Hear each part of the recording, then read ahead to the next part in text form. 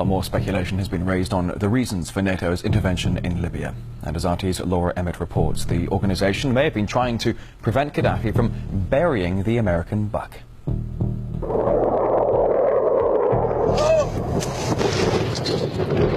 According to some, it's about protecting civilians.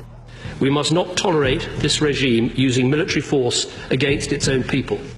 Others say it's about oil. The only reason they're interested with Libya is about the oil. You'd think we'd be in Iraq if the major export there was broccoli.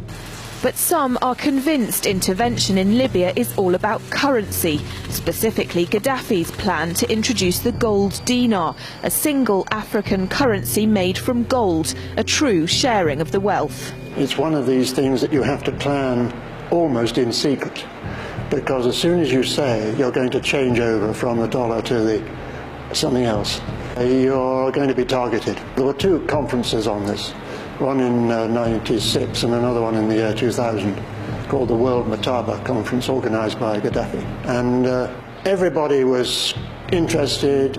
I think most countries in Africa were keen. Gaddafi didn't give up. In the months leading up to the military intervention, he called on African and Muslim nations to join together to create this new currency that would rival the dollar and euro. They would sell oil and other resources around the world only for gold dinars.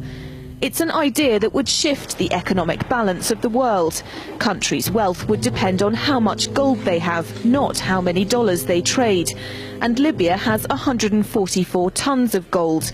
The UK has double that, but 10 times the population. If Gaddafi had an intent to try to reprice his oil or whatever else the country was selling in the global markets and accept something else as a currency, or maybe launch a gold dinar currency, any move such as that would certainly not be welcomed by the power elite today who are responsible for controlling the world's central banks. So yes, that would certainly be something that would cause his immediate dismissal and the need for other reasons to be brought forth for removing him from power. It's happened before. In 2000, Saddam Hussein announced Iraqi oil would be traded in euros, not dollars. Sanctions and an invasion followed. Some say because the Americans were desperate to prevent OPEC from transferring oil trading in all its member countries to the euro. The UK's gold is kept here in a secure vault somewhere in the depths of the Bank of England. As in most developed countries, there's not enough to go around. But that's not the case in places like Libya and many of the Gulf states. A gold dinar would have given oil-rich African and Middle Eastern countries the power to turn around to their energy-hungry customers and say, sorry, the price has gone up and we want gold. Some say the US and its NATO allies literally couldn't afford to let that happen. Laura Emmett, RT, London.